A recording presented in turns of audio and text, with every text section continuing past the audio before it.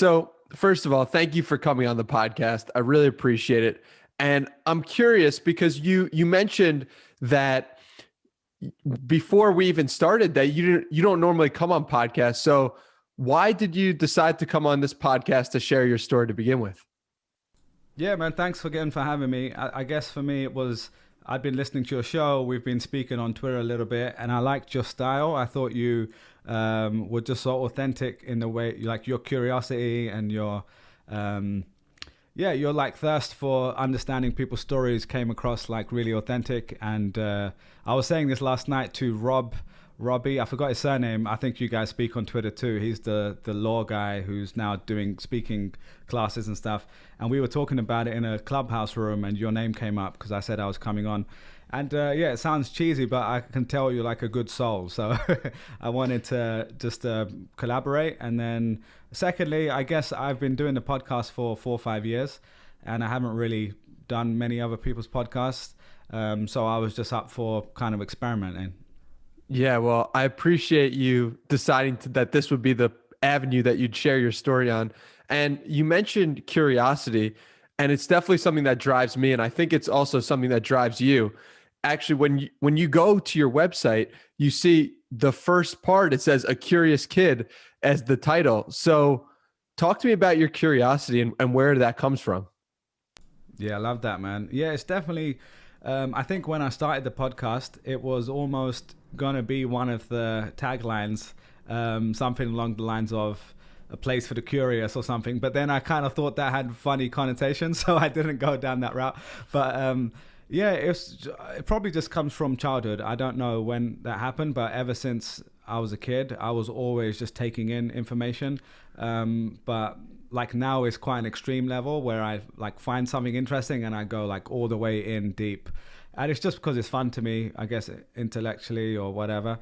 But I think actually when I was really young, there were things that I struggled with at school. Like I was a pretty good student, but there were some classes where, like I got all A's and 1 D. Like literally, and the D was a class that I kind of rejected. I was like, okay, I'm not going to do that. And that's kind of how my life has been. It's like when I like something, I go all the way in. And then when because I'm super curious, but otherwise I'm just like, I just put it to the side. Whereas at school, you can't really do that. You're kind of told what to learn. I guess it just comes from being a kid, finding interesting things on the internet. Yeah, and you mentioned your childhood, and I'm so happy you brought that up because I wanted to go deep on this because you gave me the most comprehensive background of any guest I've ever had. And it was really awesome because there was a lot of stuff that it would be impossible for me to figure out. But one of the things that you mentioned was that in your childhood, you dealt with racism. And I'd love for you to expand on that and just talk a little bit about it. Yeah, man. And yeah, the doc was basically me brainstorming stuff that I could potentially talk about and getting it out. So I'm glad it was helpful for you. But yeah, it was a weird kind of situation as a kid because I grew up in kind of like a mostly white area on the border of East London, Essex. So for anyone in the UK, they'll know that reference. But for context, for people who don't know, East London is incredibly diverse. It's like one of the most diverse places I've been to.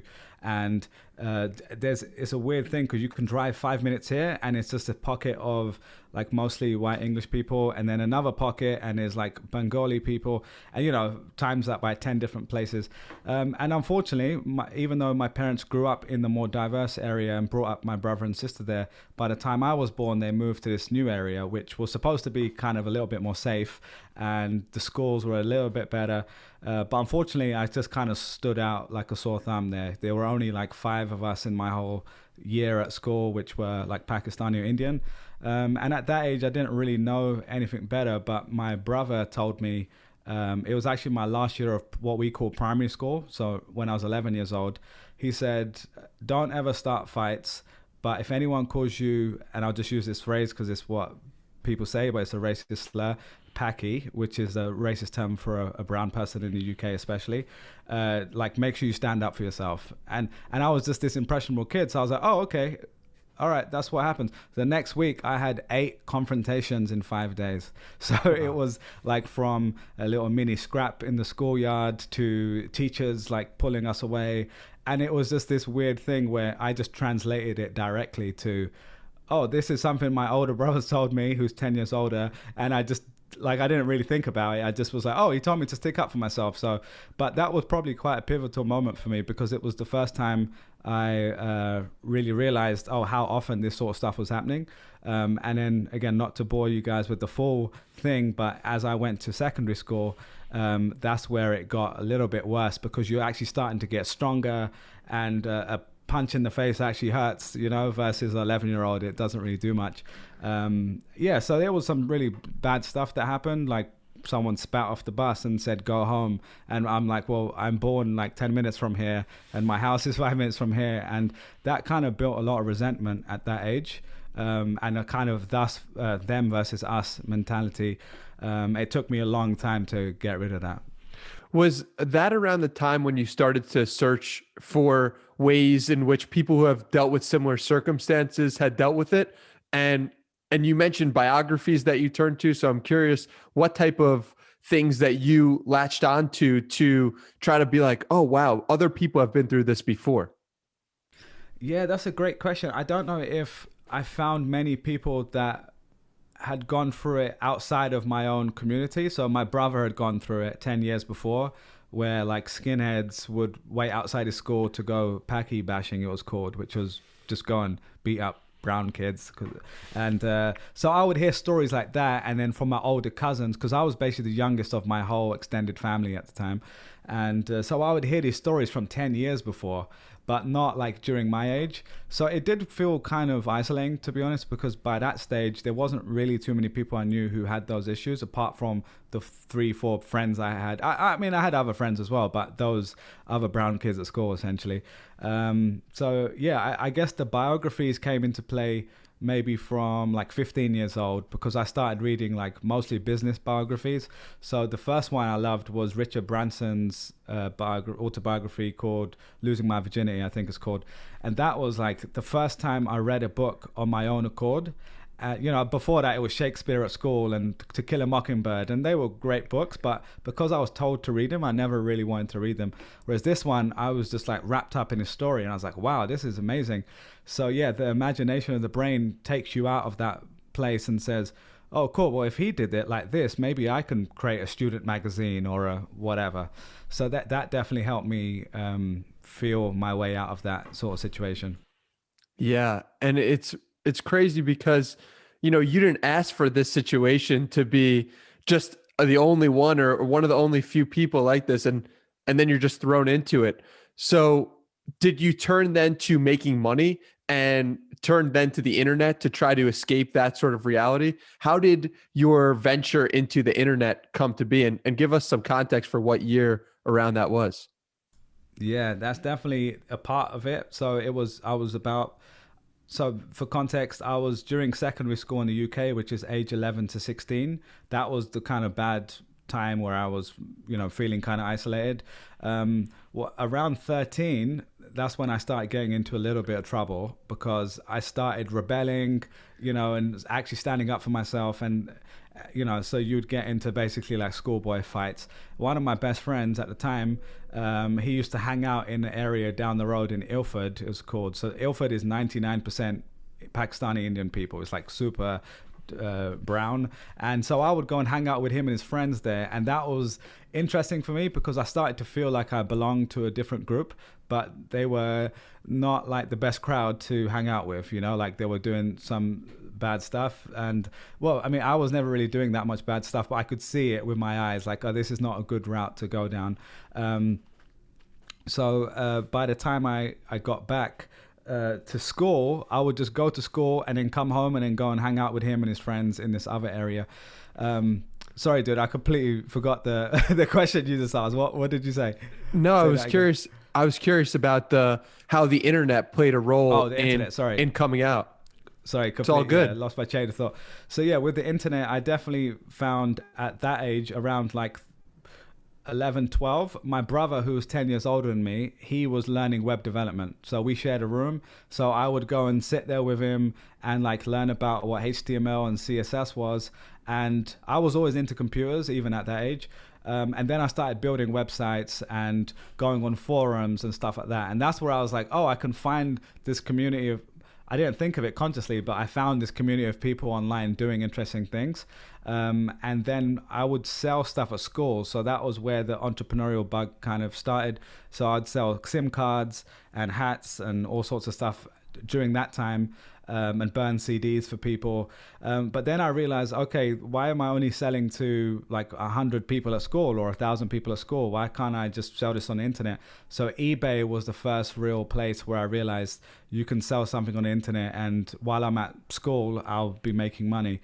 So yeah, and then eventually at around 16, I turned that eBay store into an e-commerce store, and that really changed my world quite a bit. Yeah. So take us through that moment when you first realize, holy smokes, you can actually make money while in school, because that probably was a pivotal moment for you. Yeah, man. I think a lot of people say they have a moment where they realize they make money while they sleep. And for me, it was more like making money while you're in class, because this was pre-iPhone, and so now we're in about 2006. So I think that's pre-iPhone. Well, I didn't have an iPhone anyway, but I had this old school Nokia smartphone in inverted commas. So I had some internet access on like Edge network or whatever it's called, and I'd set up this kind of system where like the PayPal notification would come to me. So I was actually in economics class. I remember it quite well, learning about the economy, which was quite funny. And then I get a ping on my phone and someone's bought a hat for £20 or whatever. And I was just like, oh, wow, that's cool. And then 20 minutes later, I get another ping. And I'm like, I just made £40 while I'm sitting in this class. And to me at the time, £40 was a lot of money, right? Like that would be my whole week's worth of pocket money, or, you know, money that I would be spending on whatever. So I was like, wow, this is really cool that I could be doing this while I'm just in class or doing other stuff. And yeah, so that really got me down the rabbit hole of e-commerce and learning how to scale that and build it up. What did you use to scale back in the day? Yeah, I mean, but this is pre-Facebook ads, right? Yeah, there were no Facebook ads. It was really early AdWords as well, Google AdWords. So there were a couple things. One, I was running on a platform called OS Commerce. So there was pre-Shopify. I'm pretty sure it was pre-Shopify, and it was called Open Source Commerce. So I was like kind of young and poor, so I just found anything free. It was free. You download it, upload it, and then you can just, like sell stuff on the internet. To scale it, I actually use this thing called Frugal, which is now Google Shopping. It's funny, it's called Frugal. It's a funny name. And I just learned to kind of hack that. So what I would do is, what people would, I guess, call keyword stuffing now in the SEO world, but there was a limit of how many keywords you could use in the title. But like if you typed in new era hat or, beanie visor camo, like I would show up on the first page of Google because I was like really doing well on Frugal. And just, it felt like people didn't notice that you could do that so easily. So that was a massive driver. And then eBay as well was, I would put like a banner at the top and drive people there. And then there was kind of like hand-to-hand combat in a way, which like at school, I would get 100 free credits to print from the school printer, and I would make a little leaflet on Photoshop and then go and print 100 and ask my friends to print 100. So I was saving it wherever I could, get it for free. And you would go in the bathroom at school and like you'd close the door and you'd see my stuff there like pasted on there. So I was just kind of like doing whatever I could at the time. Bootstrapping in the realest sense. That's great to hear. It's so where does Google come into the picture? Because you're using Google, you're learning from 16 onward on Google about how to market and how to sell, but eventually Google calls you directly and says, "Hey, Bilal, what's going on here?" So talk us through how you start working for Google. Yeah, it was a kind of a crazy thing. So from 16 to during college, so 16 to 18 is A-levels. At that time, I also started an Arsenal football blog because I'm a big Arsenal fan. And that also taught me a lot about SEO and, content online. So this is between 2004 and 2009, I guess. So between the e-commerce store and that was like all my digital learning. And during school, during college, I was still kind of keeping that up. So by the time I graduated, I'd graduated from a pretty good school in the UK, and I had all these like, very specific digital keywords on my LinkedIn profile. And, because I was looking for, I was kind of at that stage when I graduated where I wasn't actually looking for a job. I was looking to start a company, and I was working on that for a few months. And then I magically got this email on LinkedIn from a recruiter, and I should find it because it will be kind of cool to see. But it was essentially them saying, hey, we saw your profile. There's this role in Dublin, Ireland, and we'd love to interview you or something like that. And I was like, wow. At this time, I was as big as Google nut, because I was reading TechCrunch every day. And at the time, Google was this really, still a disruptive company. Whereas today, I feel like the perception is a little bit different because they're just so big. And yeah, eventually, I responded saying, oh, thanks so much. I'm not really looking for a job right now, so I'd love to stay in touch or whatever. And then I think I told my parents and a few people, and they're like, are you stupid? That's like the dumbest thing you could do. This was 2009, so right at the height of the recession. And I was just kind of a dumb kid thinking I knew more than I did, and eventually I replied back and I said, well, what's the worst that can happen? Let me just see if I get the job. And then fast forward, 6 weeks of interviews and stuff like that. I eventually got this job. And by the time I got the job offer, I was like, oh, this is going to be amazing. I need to go and do this. But my plan was to stay there for a couple years. And that didn't happen. I stayed for 7.5. So, but that's a different story. Yeah, and we'll get to that for sure. My follow-up question is, was it hard for you to move from London or wherever you were in the UK to Ireland, to Dublin? Was that a difficult move for you? It was weird because I'd moved away for college. So that, I think, was the baby steps to go to Dublin, because I still had my home comforts. I could go home every weekend if I wanted and see all my friends in London and stuff. When I got to Dublin, it was only an hour or two away on a flight. It was a little difficult. One of the things in the beginning that I realized was at college, I had enough people that were a bit like me. They came from London. There were kind of these urban kids that were fairly smart, but we still kind of liked the same music and we grew up with similar experiences. By the time I got to Dublin, it was very different because even though there were 50, 60 languages spoken and people from all over EMEA, or basically all over the world, the most of the English people who were there, most of them were privately educated, went to Oxford or Cambridge or one of the top unis, and I went to a really good school too, but it was just a different type of person, and it took me time just to get used to that, because to be really straight up with you, people didn't understand my accent at the time because even English people or Irish people, sorry, because they were like, what is he saying? Because right now I'm speaking as close to English that people can understand. If you met me 10 years ago, it was like, yo, what's going on? It was like a real kind of East London thick accent. So it took me a bit of time to get that out of me. But I shouldn't say get it out of me. Sorry, that sounds like I'm embarrassed of it. It's more I realized people weren't understanding what I was saying. So I would pronounce my T's, or I would make sure I said it slowly enough that they got it. So that's probably a better way of phrasing it.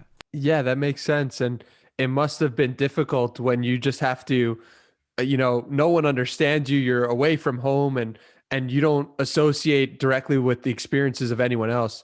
I can imagine how difficult that might be and how much that helped grow resilience in some way, as your previous experience did as well. Yeah, 100%. And what I will say is I had an amazing time and I met the most amazing people. It's two of the best 2.5 years of my life that I look fondly on. It was really just the early stages that I found a little bit weird. And then I just kind of went all in and I just said, okay, if I'm going to be here away from my family, I'm going to say hello to every person I meet. I'm going to make the effort. I'm going to go and shake people's hands and introduce myself, and I'm going to make the most of this because that was why I was there. I was not necessarily there to learn about Google Ads or whatever it was I was going to learn. It was like, oh, these are some of the smartest kids from Europe. Let me just go and make this amazing network.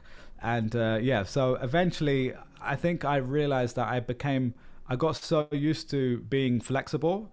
It's something I've actually had to work on consciously now, is to be less flexible almost, because sometimes you can almost like lose who you are when you're always adapting to the other person or the person that you're with. It helps in some ways because you have empathy for that person. You can try to put yourself in their boots. And in sales, it helps a lot, right? But for just being a happy person, it's a different story. I think you need to have a good sense of yourself too.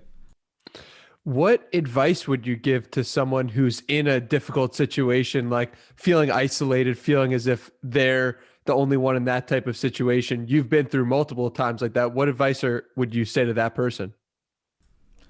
Yeah, I mean, I would just offer like things that worked for me, and like and maybe that could be helpful for someone. I would say things that helped me were getting out of that comfort zone, and that sounds like everyone agrees with that on a high level, but to be more specific with examples, by the time we fast forward like 5 years or so, I ended up in New York where I'm now based, and I had another low at that moment. So we might go into some of that later, but that was probably the lowest point I've had, where I was like on the outside, it looked like I had everything to my friends and my parents and everything, more than I ever imagined. But on the inside, I was like basically depressed. And what I did at that moment was really to get outside of my comfort zone by doing things that I don't usually do. So in my case, I started writing, and that sounds like, okay, cool, let's just go and write a journal or something. But I just started writing, and I ended up writing stuff that was completely random that I didn't even know I had in me.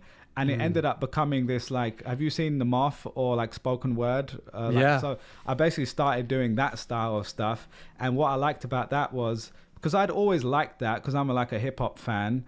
So I always loved like real lyricists, and that's probably where it came from. But I just started writing stuff about like experiences and identity and telling stories and stuff like that.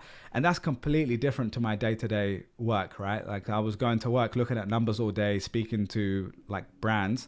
And then at home, I'd come home and I'm writing and stuff like that. And then eventually I started going and performing those and sharing those in front of strangers at open mics.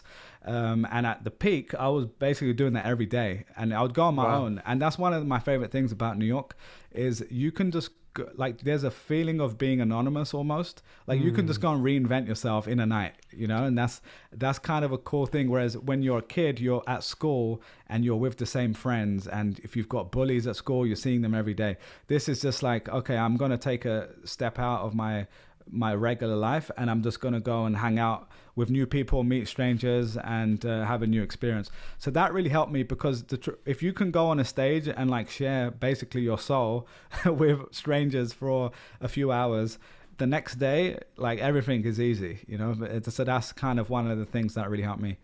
What got you to make that decision of, oh, I'm going to share this? Was that a difficult decision for you? Yeah, well, it was weird because I didn't actually plan to share it. I was really just writing for myself. And to be honest, I was almost kind of embarrassed, because it's not, like, if you know me, that's not really something you'd think, like, oh, Bilal writes about identity and his childhood in Pakistan. Like, that's so random. I guess people who know me closer, more deeply, would probably think, oh, he probably would do something random like that. But I think the sharing part actually came from, I went home for Christmas to see my family, and I was sitting there. I remember actually, because it was quite a moment that really changed me. I was sitting with my dad, who I'm really close with, but I feel like we have this relationship where, I speak to him almost every day. But, if you're speaking every day, there's not much new stuff to update you on, right? So to have those deeper conversations is difficult. And we were just there, he was watching TV, and I just had this weird thing. We were talking about what's going on in Pakistan because he was watching the news, and I was like, oh, I remember I wrote this thing about Lahore, which is where he's originally from. I was like, oh, Dad, by the way, I was writing this thing, like, let me just share it with you. And I was almost kind of like embarrassed to share it, and he was watching TV, so he was kind of not really paying attention. And then as I started like reading it to him, he just put his glasses down. He was like, oh wow, this is really good, like, start again. And then I tell him the whole thing, and I'm like, oh, he's like genuinely liking it. Where there's a difference between parents just saying, oh, that's good work, pat on the head. No, this was like he genuinely liked it.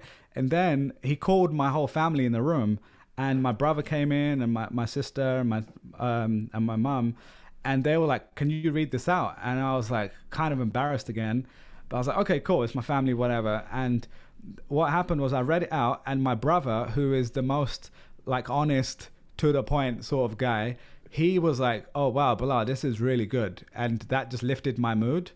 Wow. And when he said that, you know, and I don't want to go into all the details, but like he's had some like problems with his own, you know, like being depressed and stuff too. So when he said that, I was like, oh wow, I can lift the mood of my brother or someone like that through my words, and that's something you can't put a price on. And that was the first time I was like, wow, the power of words in this way. It's similar to like the moment in the classroom. It just kind of clicks. So by the time I came back to New York in January, I said, okay, maybe I can do this with other people and maybe they'll gain from it too. And I'd been going to this place called Nuyorican Poets Cafe in East Village because it was one of my favorite places in New York. And I'd seen people perform. And I was just like, it looked like a different world. And then one time I just like forced myself to write my name down, and I did it, and it was game changer. You know, it's like the feeling I have doing that is, I can't compare it to anything else.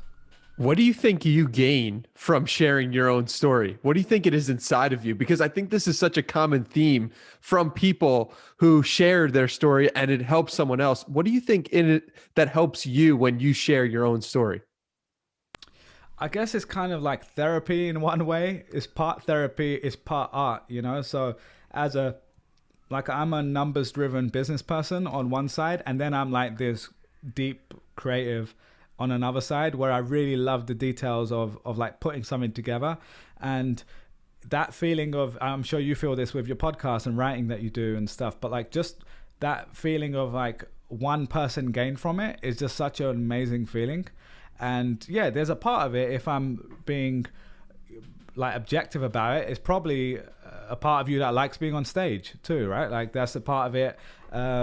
So I call it the look at me gene. I took that from a famous interviewer in the UK uses that phrase. And that sounds like a selfish, like, oh, look at me, I want attention. And there's probably a part of that, don't get me wrong. But it's the sort of thing that allows people to even get to that stage. You know, it allows you to do this podcast or someone to go and sing in front of a crowd. So it can be a negative thing if you allow it to get to that stage, but if you use it in a positive way, it can push you to higher levels, I think. Yeah, because there's definitely some ego involved in saying, hey, I want to start a podcast and call it my own name, or start a podcast and interview people. Like, you're the one who's making that decision, and you're almost believing in that moment that you should be on the stage. But then if you could use that to be on that stage for good and to help people and bring people up, then it makes the whole process fun, and it makes it worthy, and it takes a little bit of the ego out of it. And that's a good thing. So yeah, can I just add one thing? Yeah, go for it. One thing on ego, because I think that's such a great point. And I think why both of us love podcasts is because there's room for the nuance, right? Like one of the phrases of taglines of my podcast Creator Lab is in an age of black and white headlines, the magic is in the gray, right? And that's what I love, because you know we're so used to seeing these like top 10 lists and clickbaity titles where people are just writing stuff to get ad clicks essentially, and like I hate that, and that's the negative part of the internet. Whereas the good part of the internet is conversations like this, where we can have a deep, great conversation and someone's listening to this walking their dog and they're feeling like they're in a room with us, you know, and that is magical that we can have that. And the ego part is something I've thought quite a lot about, because ego, generally speaking, people think of that as a negative thing, right? But my opinion on it is ego is just something that can be used in a positive or negative way. So ego is the thing that makes you flip a chair and say like F everyone and like do some crazy stuff. But ego is also what allows you to go and ask for a raise at work, or ask your girlfriend to become your fiance, or whatever, you know, like those things. So you can channel things in a certain way with the ego too. But I think the hard part is really, you know, doing things to like practice owning that ego and steering it in the right direction. So what are the ways that you've helped steer the ego in the right direction? Is there anything practical you've done? Yeah, I guess I think it's the first part is just becoming aware of it, you know, and that is the hardest part with anything, is just becoming, I don't want to sound like I'm super zen, but just when you become so mindful that you are realizing what's happening and practicing that feeling of, oh, this is about to happen, and predicting how you're going to react to something, and then taking a step back before you do something crazy and say, okay, why am I feeling like this? Why am I going to take this action? Why am I going to say what I'm going to say? Is it because of the negative part of the ego, or is it, okay, there's a part of the ego that I'm happy to push through? So I'd say, stuff like, again, sounds kind of cliche nowadays, but like journaling regularly, writing regularly, collecting your thoughts regularly. For some people, that's meditation. For other people, that's going for a run. But people who aren't afraid to spend time with themselves and understand themselves, and have conversations like these where you ask a great question, it makes me think about it. So yeah, I'd say it's more just self-reflection and becoming aware of your own flaws is kind of the skill that you're developing. You mentioned journaling, and journaling something that almost everyone that I talk to on this podcast is saying that this is something that they do regularly or once a month or have some sort of practice. Do you have any sort of regular journaling practice, if it's just stream of thought or anything at all? Yeah, there's been times where I've played around with this, where I guess, there's the daily journal, which I have done for some time, where I try to do it every day. I don't always. And it's I forgot who, is it the 5-minute journal, where there's like the 3 prompts, like things I'm grateful for, or what would make today great. Like the one that Tim Ferriss popularized through whoever it was. So that I've definitely tried. I don't actually have the actual journal. I just have the questions written out and I just do it. And one thing I realized was writing by hand, even for someone like me who's all about typing and digital, I just find like there's a difference in when you're writing by hand, because one, you're away from the devices, but also there's just like a flow of like something coming out in a pen that sounds like poetic, but I think that's a genuine thing. So that has helped me, when I do that, it makes me remind myself and take a moment of the things that I'm happy about and grateful for. I think the thing with that sort of stuff is it's a little woo-woo, right? And I'm not that woo at all, but I try my best at least to take stuff that seems a little woo and it's a little embarrassing to even talk about for some people, but just trying to take the good out of it. Like writing 3 things I'm grateful for is a good thing. Like it doesn't mean I'm like changing the universe around me. I'm just like remembering at that moment, like, that cup of coffee yesterday was banging, or like the conversation I had with my parents for an hour, zooming on Google Maps to their home in Lahore, was like something I'm going to remember for a while, and just taking that moment helps. That's one part. The other part is, I didn't even know or call it journaling at the time, but since I was like 16, I've written out like, yearly, like stuff that I want to focus on and stuff that I like, reflecting on that. And then there's one other thing that I did, which was I ended up kind of rewriting the questions for myself. And I think it's like 10 or 15 questions where when I was at a transition point, that was another sort of journaling exercise that I did. And it was questions like, what are activities that I do that make time pass by like really quickly or whatever? What are things that people come to me for help for? And then it was like looking at the past and the present, and then kind of journaling about the future. So those were like a few of the ones that I've used. What about you? Have you got any that really, really helped you? Yeah, actually, my brother just got me for Christmas, in addition to this poster right behind me, he also got a 5-minute journal for me. And it was such a thoughtful gift, and he's been using it for the past 6 months. So it's something that I'm going to start playing around with. I honestly haven't picked it up yet, but sometimes what I like to do is morning pages, which is just stream of conscious, 750 words, get everything out of my head. And I find that really helpful to just get myself back in realizing this is what I was thinking. This is how I'm thinking. So yeah, those are some things as well. Yeah, for sure, man. So we've touched on your depression, kind of skirting around it. We've touched the topic, and I'd love to go deeper on this because it is something that I've experienced firsthand as well. And just your situation with having golden handcuffs and the world seeming like it's all working out for you, but inside you're hurting. So could you just expand on that and how this went down? Because I think it's a really important story, and I can't wait for you to share it. Yeah, and I'll preface by saying I'm still like, I don't know if I would call it real depression, and you know, that's probably a whole 2-hour conversation with someone who actually knows what they're talking about. So what I would say is, for me, it was like really feeling down. Whether that was actual full depression or not, I don't know. But either way, I was like really down, and I think it was so much that I was just doing stuff to distract myself day to day. I was going through the motions. I was really unhealthy. I was eating terrible food, like going out all the time, you know, just doing stuff that was the lowest level of human, you know, like stimulating myself, but not actually having anything nutritious, like the way you say this podcast is nutrition for the brain. I was really missing that. And I guess, so one was just being aware of that. And again, for me, I was kind of comparing it to what I saw around me. So, you know, some of my family members and some of my close friends have had real deep depression, whereas I've seen the impact of it. So I don't want to compare myself in a negative way and say like, oh, look at me when I was actually functioning okay. But regardless, I shouldn't also minimize it, because I was in a place where I wasn't feeling great.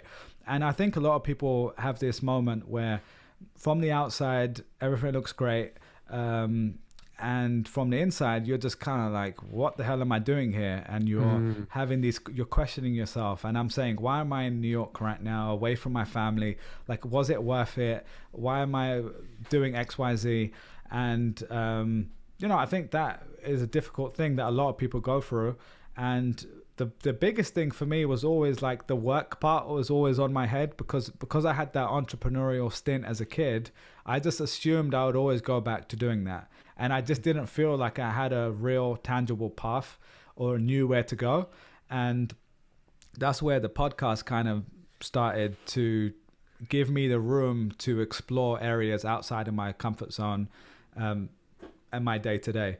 So yeah, I kind of went through that process, those 10, 15 questions I mentioned, and wrote them out. And by the end, one of the last questions is something like, what can I do today that's going to help me, you know, share the things that I've written about above? Like, what are my, because you're essentially auditing what you're good at and what you care about. And then you're trying to come up with something that you can start today, whether that's a journal for yourself or a podcast or whatever, that is going to move you in that right direction. And that really made a big difference. And then the podcast was game changer, because in 2015 I just said, okay, I'm going to start interviewing people that I want to get to know and change, you know, the 5 people around me, you know, like that old phrase, you are as good as the 5 people around you. Don't get me wrong, the people around me were great and like loving friends and great people, but they weren't necessarily like pushing me to the next level. So I needed to do something to get out of that.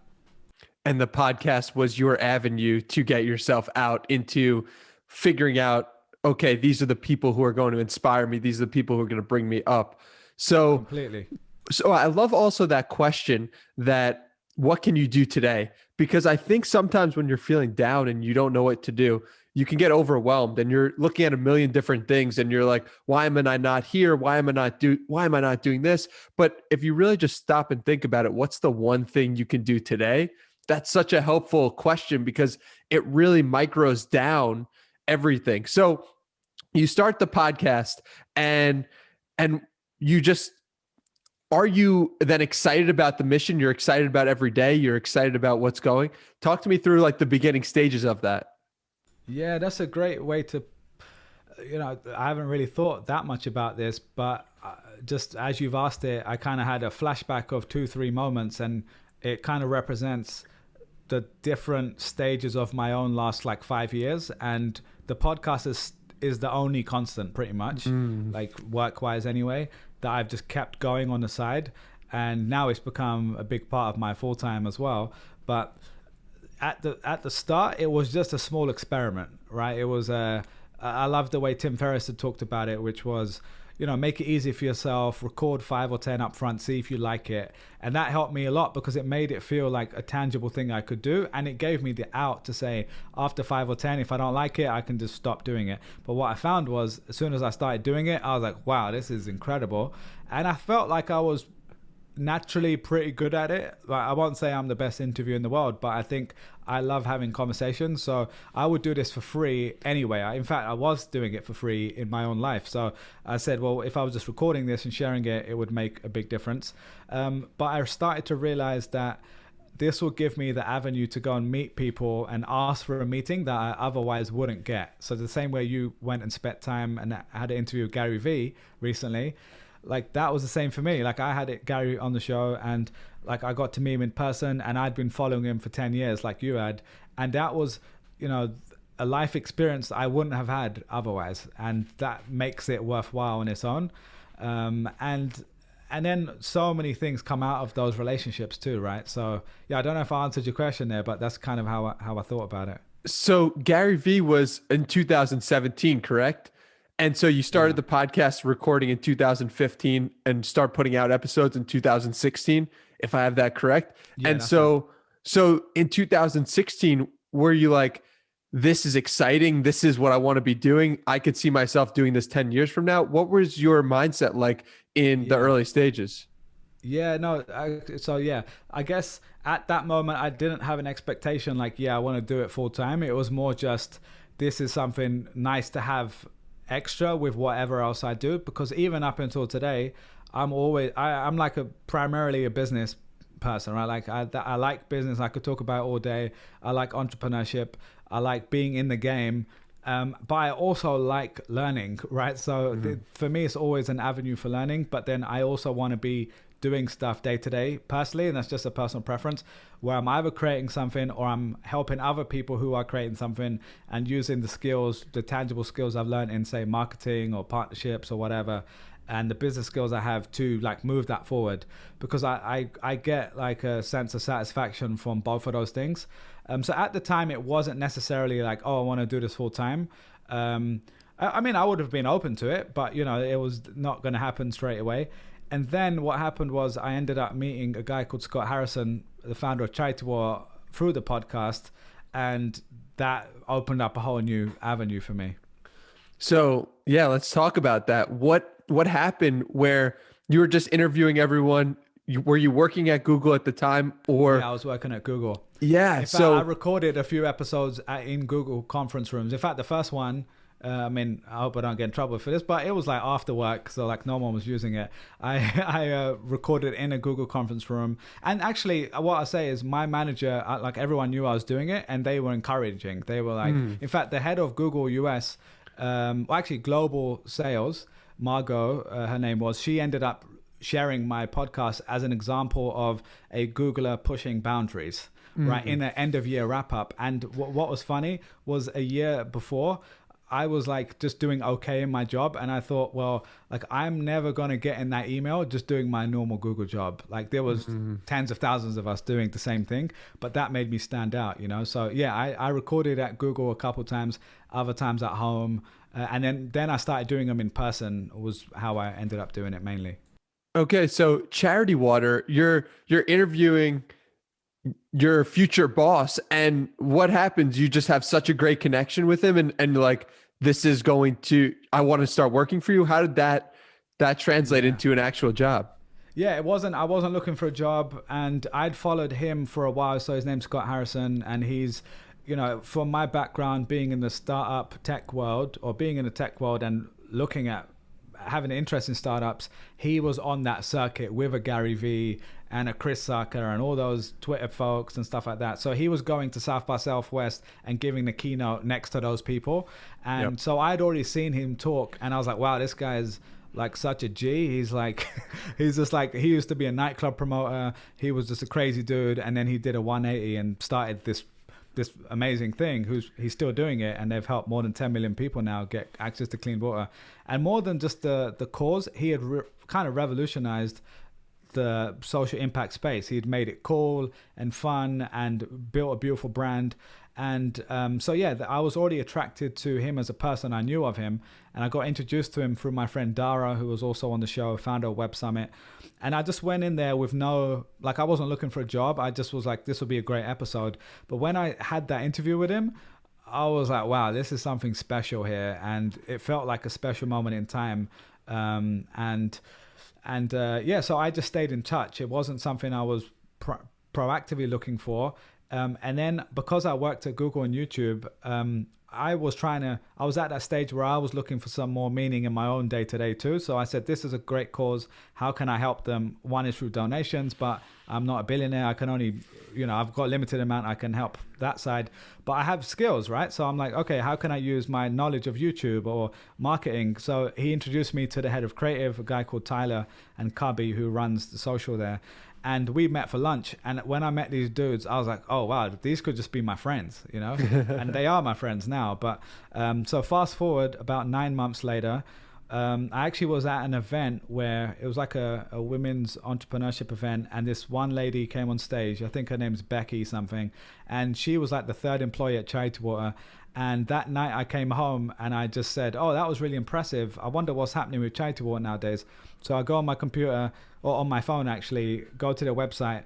And I just had this feeling of like, when you scroll through the page and I'm like, oh, wonder what.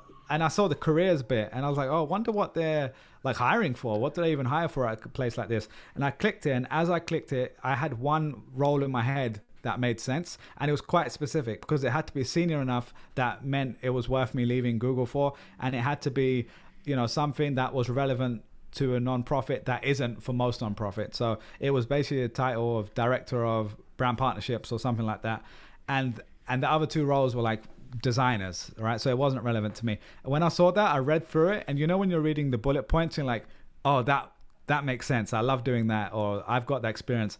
So that's how it happened. And I emailed him the next morning. I slept on it, pinged him the next day and said, hey, I don't know if I'm even, a relevant candidate, but I saw this. It looks quite interesting. And then eventually, I did all the interviews and it was a really good fit. Wow. That's incredible that just a podcast could lead to, what was the time period between you interviewing him and actually applying for the job? I think it was like 6 or 9 months. It was 9 months when I think I interviewed him in August 2016, and then I think 2017, like Q2. So April I joined. So the interviews would have started sometime in like February, March, I'm sure. Wow, crazy. And I will say, I doubt I would have even got that job without that connection, right? I mean, I might have applied directly, but I might not have even been looking at them, in that way. But because I had this intimate understanding of their story and what they're doing, it made a big difference. It's just crazy what putting yourself out there and interviewing people and just being interested can do. And so on the topic of podcasting, I'm curious, what's something you've been podcasting now for 4 or 5 years. So what's something that you've changed your mind on in the past 3 years with podcasting or since you've been starting? Yeah. Something I've changed my mind on, the thing that's standing out is focus. And what I mean by that is, if you go back to my first, half of my episodes that I've published, I was interviewing all sorts of people, and I still am interviewing all sorts of people, but I'm interviewing them around a cluster. And what I mean by that is the first batch of people were, Scott Harrison, founder of Charity Water, non-profit, social impact.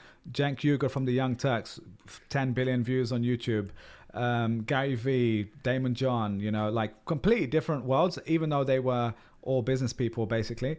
But what I realized now in the last 6 months, I've really focused in around what I keep saying, describing as a cluster of people.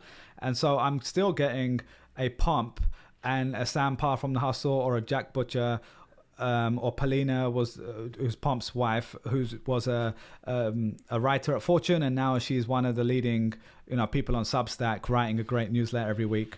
So those people are different, but they, like, if me and you probably follow all of those people, I'm sure, right? So, and people who listen to both of our podcasts probably follow all those people. So I was focusing in so that the energy of the podcast goes into one area, and I've found that that's helped quite a bit. So the caveat is it's a balance, because you don't want the same sort of person always on, as I'm sure you know. And it always comes back to like what the goal is. My goal is to grow the podcast, but ultimately that's not the number one goal. The number one goal is to have amazing conversations that I want to have, learn, build relationships. So I always have to optimize towards that goal. But since last year, since I've become full-time self-employed, I said, okay, if this is going to be sustainable long-term and I want to do it in the way I want to do it, because it takes a long time, right? Like it might take me 8 to 10 hours end to end for a podcast, from prep, the interview, editing, all that sort of stuff. So I want to make sure I'm using that in the best way I can. And so I'd say like focusing, it seems obvious now, but like in the beginning I was like, oh no, I'm just going to be all over the place and have whatever. So that's probably the one that's standing out. Yeah, that makes a lot of sense. And my follow-up to that is you just mentioned some incredible people, right? Gary Vaynerchuk, the Turks, like really real big people. And so how are you getting these A+ guests? Because someone starting out a podcast or listening to this and wants to start a podcast, they'll be like, how did Bilal get such incredible guests? So what advice do you have for that person, and explain a little bit of how you've gone about getting some of your greatest guests? Yeah, no, that's a great question. And what I will say is that's the one kind of differentiator that I've tried to have, is I only try to get the very, very best guests. And, obviously everyone's trying to do that, but I just have quite a high bar of what I'm allowing myself to get to. There's so many other people that are incredible, and I would love to just do all those interviews too. But I just think one of the things people have come to expect of Creator Lab is, this guest is going to be like A-list in a way, or like you might not even heard of them, but they're going to be really good. So I guess the summary is a combination of cold emails, warm introductions, turning up at events, like all of the above, DMing. But I've kind of been thinking a bit more strategically about this, and I'll say there's a few different buckets. So the first one is when you're starting off, right? And you don't have a podcast, you don't have an audience, you don't have anything to sell. That is what I would describe as like you're selling the vision, right? So Cenk Uygur from the Young Turks was the first one.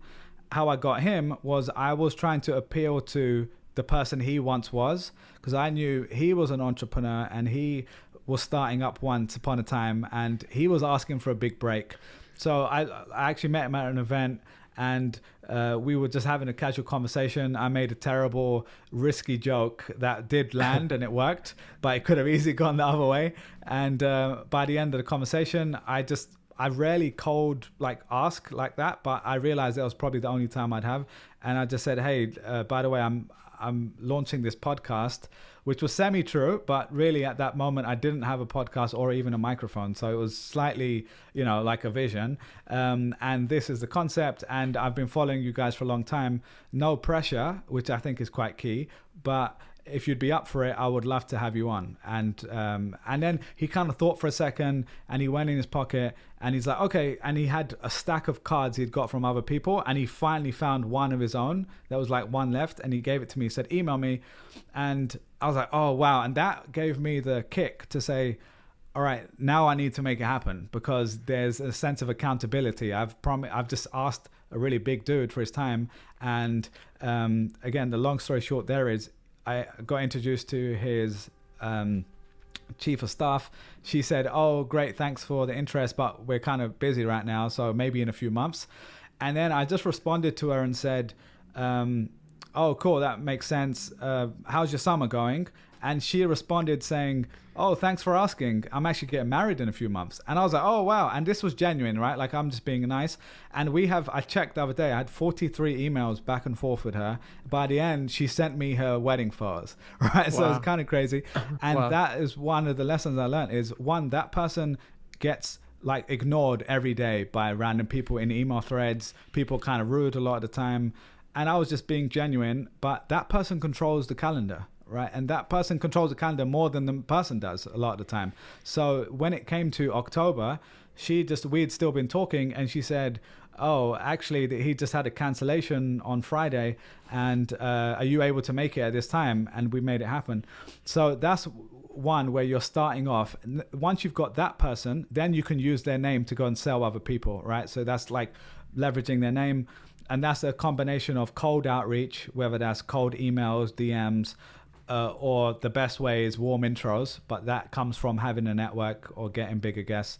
And then the last one I'll share is like a big one like Garyvee, because I know you've got your own experience here. Garyvee is very hard to get to, right? Because he's got everyone asking for his time. That took over a year. I was in his calendar like 6 times. We got canceled on a bunch of times because they had to keep pushing it out.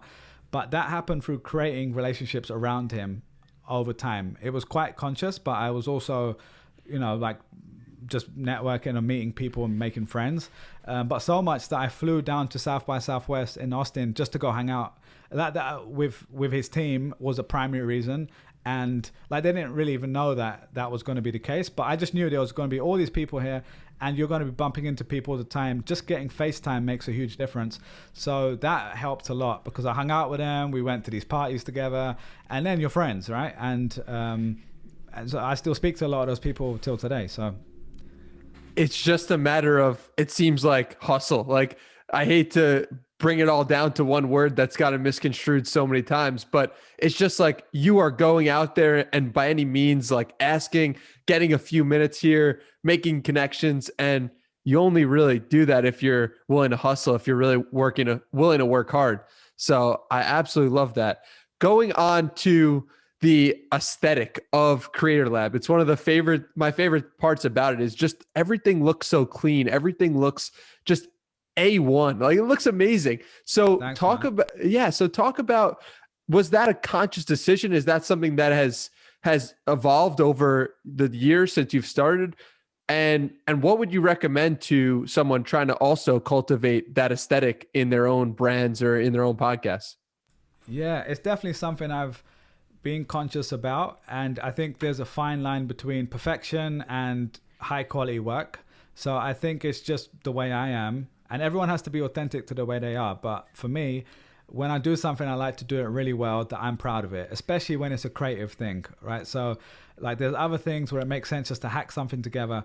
But I know that, if there's been like by this point, hundreds of thousands of people who have got to the podcast and listened to at least one episode, and I've messed up, right? Because I would love for all of those people to have been retained, but I've maximized my chances by having great show notes, by having good quality audio, having a good looking brand that it feels like unique and stands out.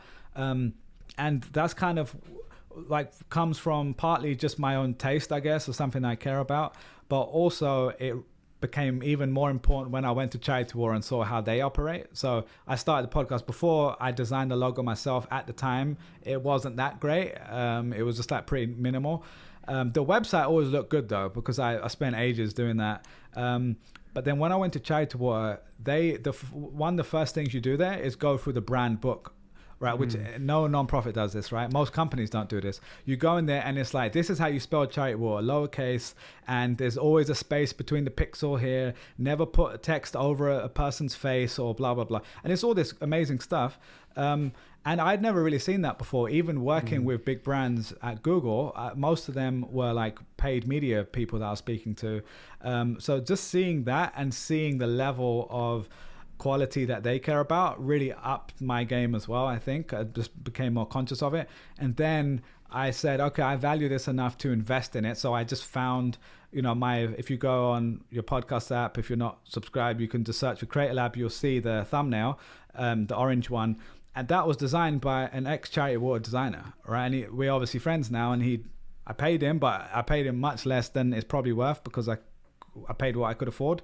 But that was it. I was like, okay, if I'm going to do it, let me go work on that. That took several months because it was something he was doing on the side as a favor.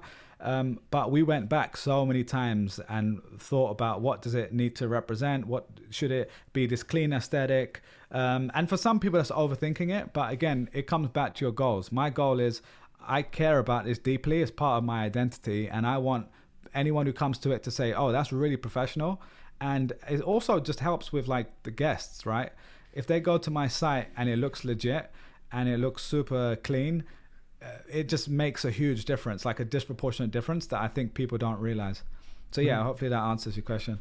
Definitely. And how do you balance caring about all that quality, but also understanding that quantity is so important and you got to get a lot of quantity episodes out there? So how do you think about that balance? Yeah, I think it just comes back to constraints. And this is something I've really, people have heard that phrase obviously before, but Jack Butcher, who's, I think you had him on your show too, right? Yeah. Jack Butcher from Visualize Value. I think he's one of the best designers out there. I think he's one of the best creative minds out there right now of what he's doing. And I went I did his courses and stuff as well on the design side, and he talks a lot about constraints, and it changed the way I think about constraints and how useful they can be. So I think it comes down to having the constraint, whether that's a time constraint and saying, okay, I'm going to ship this by X time, or like just thinking how many can I reasonably do on a regular basis, but also keep the level high. So for me at the moment, that's 1 a week that I'm committed to. I know you do 3 amazing ones each week, which is incredible, but like I could probably flex up to 2. But in my current state, I'm like, okay, what's reasonable but still frequent enough? And it just comes down to that sliding scale of like 10 out of 10 on quality, or like, you know, other people take the approach of I'm just going to do as many episodes as I can. Like I'll give another example, Nathan Latka, who was on my show, great guy, got a big podcast, but he sometimes does like 7 interviews in one day for 20 minutes each, right? And it's a very different approach. He's trying to get the data out of them. He's telling a very quick, snappy story. And that's cool and like good for him, but it's not what I would want to do. So it's just a personal preference between what people, why they're doing it. He has another business that the podcast feeds into. Mine is kind of for its own sake in many ways. Yeah. And it's so interesting because when it's almost like art, when you are creating that, you are creating, your episodes feel to me like art in the sense that they are just a beautiful conversation. And that is rare to see. And that's part of what makes me understand that I want to go through this episode. I want to listen to it. So yeah, thanks, excellent job, man. Can I just add one last part to that? I think a big part, it actually is part of what you said previously, a question about something I've changed. I generally still want to keep all of the episodes as uncut as possible, but I have leaned heavily on hiring a person who now is my editor to weave through the surplus, you know. And I think I love long form conversations. Like Joe Rogan's my favorite podcaster, right? And Tim Ferriss, and I love what they do. But for what I'm doing anyway, I'm trying to take actionable lessons for people, and I don't want them to be sitting around thinking, oh, there's lots of waffle here, right? And of course there's always going to be stuff like that, but we really try hard to comb through and like shorten my questions, shorten the answers if they're repeating themselves. And that's something I have changed my mind on a little bit, especially at my current size and stage. Not if I was Tim Ferriss, I'll do what the hell I want, right? But at my stage where I'm trying to grow and get in front of, like right now I'm getting in front of a lot of new people, I want them to come and hear it and be like, oh wow, that was like really good quality, and I felt entertained the whole way through, and I learned so many different things. And that comes from partly becoming a better interviewer, but also the editing process. Well, I'm sure people are listening to this conversation and wanting to know where they could find more from Bilal Zaidi. So tell them where they could find the episode and where they could find you on social. This has been a lot of fun, man. Thanks, man. Yeah. If you're a podcast fan, just pull out your phone right now and search for Creator Lab. You'll find it in all podcast platforms, Apple, Spotify, etc. And we also do all the full videos and clips on youtube.com/creatorlabfm. So those are great because you can see the timestamps and chapters, so you can skip ahead if you want to and see it visually. And then lastly, I've been a lot more active on Twitter as well, so at bzaidi on Twitter, BZAIDI. Well, thank you for taking the time. It's been incredible. I've learned a lot, and I'm really grateful that you shared your story and all your wisdom today. Thank you, man. Thanks, man. You do a great job with the interviews too, man. I'm really excited for you and what you're doing, brother. I appreciate it. Peace. Cheers, man.